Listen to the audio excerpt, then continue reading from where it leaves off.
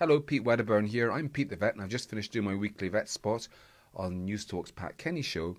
And now, as usual, I'm going to answer the questions that came in that we couldn't get to on air. And as well as that, if you've got any more questions about your pets, please type them into the comments section below, and I'll get to them in due course. I'm going to talk here for 15-20 minutes, all right? So the first question. Okay, so the first one is, does homeopathy work on animals? Does homeopathy work on animals? Well, there's no evidence that it does. So I suppose my answer would be the general thing is that science says no. Now, against science says no, there are some people who use it in their pets and vets who use it, and they claim that it does work. And to them, I would say this. I know as a science-based vet that around 70% of the animals that I see will get better if I do nothing at all. 70%. So that means that automatically, if I gave everything homeopathy, well, 70% of them would get better. So I might then think, well, this really works well. But I've had an interest in homeopathy over the years, and I do know a lot about it. And my real question about it is that if it does work so well, why can't we do studies that prove that it works? Why can't we get like 1,000 dogs that have a particular problem, like kennel cough, give 500 no treatment, give 500 homeopathy, and see a big difference in the way that they get better? And that study has never been done. And because it's never been done, you have to say, well, why has it not been done? Could it be that homeopathy doesn't actually work? And that's what I'd suspect. So there you go. Okay, so this comes in from Mike. So my golden retriever needs his cruciate ligaments done and his back leg. Just wondering, is the operation a success? Well, it depends on the operation. There's different types of operation that need to be done. In general, the rule of thumb is the bigger the dog, the more complex and the more expensive the operation that's most successful. So for a little dog, let's say less than 15 kilograms, sometimes they don't even need to be operated on because they just get better with time. Other times there's a simple technique called extra-articular stabilization, which is a relatively inexpensive operation costing less than €1,000. So that's for small dogs. For bigger dogs, over 15 kilograms, and most golden retrievers would be over 30 kilograms, well, then you need to use more complex procedures such as TTA or TPLO. These are complex operations, usually done by vets with a particular interest in that type of surgery, and they've had special training in this. They're much more complex operations. The cost is higher, heading for $2,000, something like that. But generally the results are very good indeed. And often dogs, I see a lot of dogs that have TTA done because one of the vets in my practice in Bray, that's his particular interest. And most of the dogs that he sees would actually be weight bearing on that leg within the next 1, 2 or 3 days. So they're very, very effective operations, but they're not cheap. Okay, so Mary McGuinness wants to know, why does my Shih Tzu roll in other dogs' poo? The problem with why do questions is that we really don't know exactly because dogs can't explain to us why they do it. So we have to kind of guess.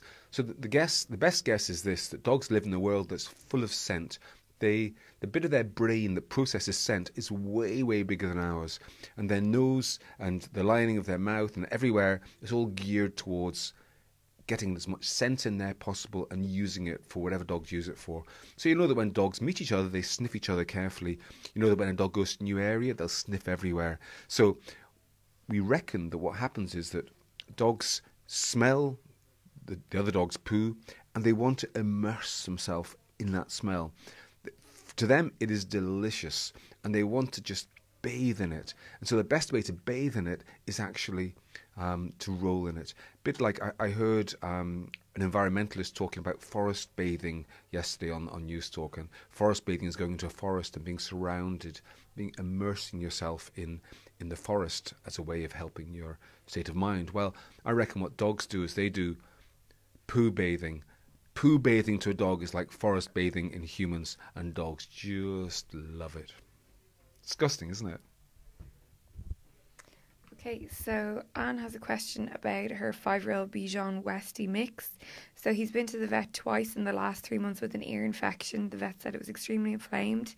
He's been treated with an antibiotic, but it's never worked, and the dog is shaking his head vigorously every few minutes and scratching uncontrollably. Okay, so very commonly, itchy ears are actually an extension of generalized itchy skin. Because of the location of the ears and the shape of the ears, they're particularly prone to becoming red and sore. That means that while an ointment is very useful at sorting out an immediate crisis, if it keeps coming back and keeps coming back, you need to address the issue of overall itchy skin.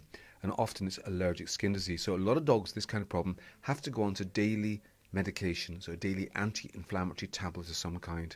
So in not every case, but certainly what you need to do is to go back to your vet and say, look, this really isn't better at all. Could there be some sort of underlying allergic skin disease? And would my dog be an appropriate candidate to have daily medication, daily tablets to help with that? Okay, so this comes in from Kira. So my small dog was hit by a van with bad damage to his head and the stitches are out, but one scab keeps falling off. It's bright red but not infected, but could you recommend anything to help the healing? Well, I guess the first thing you'd always say is make sure the dog isn't actually chewing or licking at the wound, because if a dog has a wound that's a little bit itchy, and often healing wounds are a bit itchy, then the first thing they're going to do is just to nibble it. And by nibbling it, they'll open it up again. So if you've probably done this already, but if you haven't done it already, then certainly make sure your dog doesn't have access to the wound, whether you use a plastic collar or whether you put a dressing on it. There's different ways of doing it. Other than that, there's different types of soothing products you can get, varying from just a sort of moisturising cream to a steroid-based cream, and you can also use natural soothing products like the oatmeal shampoo that I mentioned to you, or possibly an aloe vera type product. Different types of soothing, healing products, creams.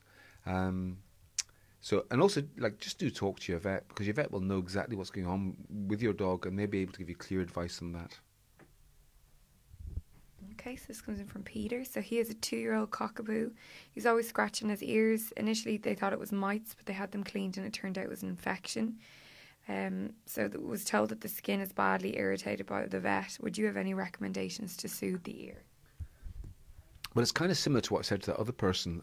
Often the reason for itchy ears is actually an underlying allergy. And what generally happens is the underlying allergy makes the ear itchy in the first place, and once the ear is itchy, then you get bacteria and yeasts moving in and aggravating it. So you have to do two things. You have to use ointments and so on to kill off the bacteria and yeasts to get the ear back to normal health. And then you need to tackle the allergy. And so it sounds to me like what you've successfully managed to do is to deal with the secondary aspects. You now need to look at the primary aspect, the primary reason, what made that ear itchy in the first place. And again, it's back to your vet and saying, look, could there be some sort of underlying allergy here which is causing this? Like, I see a lot of dogs that have itchy ears that eventually respond to little anti-inflammatory tablets, a higher dose initially, reducing to an alternate day dose. That's every second day. And some dogs have to have those really for many months or even for lifetime at a low dose to stop the ears from flaring up. But this is one where I can't really answer you. You do need to talk to your vet about it. Okay, so John is saying that he's thinking of adopting 2 cats. The cats are male and female, and they're outdoor cats, and they want to remain out. John wants to remain them outdoors. The female is spayed and the male is not. So what's the best way to keep the cats outside but stop them from running away? Well, first of all, get the male cat neutered. Testosterone that male cats produce makes them want to run off and see the world. As well as that, it makes them fight with other cats. So certainly get the male cat castrated. Other than that, really, make sure the cat's got somewhere cosy outside, a nice, warm, comfortable bed. Offer them really tasty food twice a day in the same place. And most cats in that kind of situation, they're happy to stay around a home. They don't need to go anywhere else to get anything else they want. So why would they go anywhere else? Okay, so we have a 1-year-old collie. He's a lovely temperament apart from one thing. He won't stop jumping up on people, and my 2 boys are quite afraid of him. Somebody suggested we get him an older dog to teach him how to actually be a dog. Is that a good idea, or is there something else we can do? I don't think an older dog would help at all. I think your young dog is he's displaying the enthusiasm and energy of youth. And to some extent, that will settle down as he gets a bit older. But meantime, you actually need to teach him. You need to train him not to jump up. The problem is at the moment, it's quite likely that your family are accidentally rewarding him for jumping up. So when he jumps up on them, they kind of get all excited, and there's lots of commotion and activity, and the dog just thinks it's all a great big game. So the simplest approach is basically, when your dog jumps up, when your dog has any behaviour you don't like, you just ignore the dog. So what you could do with the boys, for example, is you say to them, be like a tree. When the dog jumps up, just stand completely still, looking straight ahead, whenever the dog jumps up at all. And the dog will soon learn that jumping up is associated with getting no attention at all, and dogs don't like that. And that way they generally learn not to jump up as much. But you need to also tell the boys, never engage with him when he jumps up. One of the problems can be that it's a little bit fun at first when the dog jumps up, and they don't mind it, and they're playing with him, and then suddenly the jumping up gets excessive and they don't like it at all. But it's too late, because the dogs learn that jumping up is fun. So you have to have a hard rule in the house. Jumping up is never encouraged. Everybody always goes like a tree when the dog jumps up, and hopefully that will sort things out. You may well, and in fact I'd almost always recommend this to anybody with any issues with behaviour with their pet. It's absolutely worth your while engaging with a good behaviourist. A good behaviourist will spend an hour with you. They talk about every aspect of your dog's behaviour, and then they give you a written printout of exactly what you need to do to deal with these issues. And you really can't beat one-to-one advice for particular situations. Giving general advice is always a little tricky, because there's often subtleties to the situation which I don't know about, and which you need to talk to somebody in detail for them to be able to learn about. Okay? Okay, so this is the final question from Pat. So my dog has cancer and has stopped eating. Is there a supplement I can give her in her last few weeks? I'm sorry to hear that, Pat.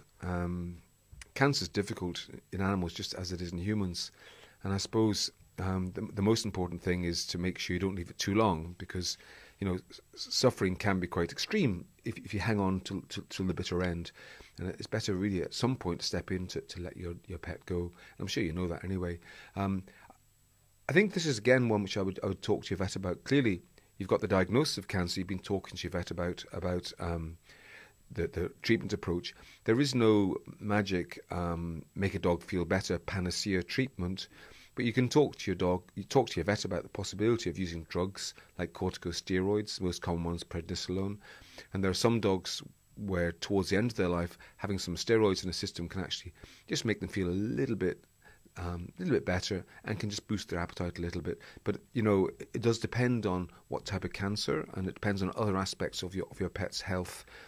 The last thing you want to do is actually make things worse by giving a particular product, and that's why you need to be very much guided by your vet. But I can say to you, there is no absolute panacea like a product which makes all animals with cancer have a much better appetite and have suddenly blooming health. Such a product doesn't exist to my knowledge. Okay, we're going to call today at that. Thanks very much, everybody, for your questions, and I'll talk to you all next week.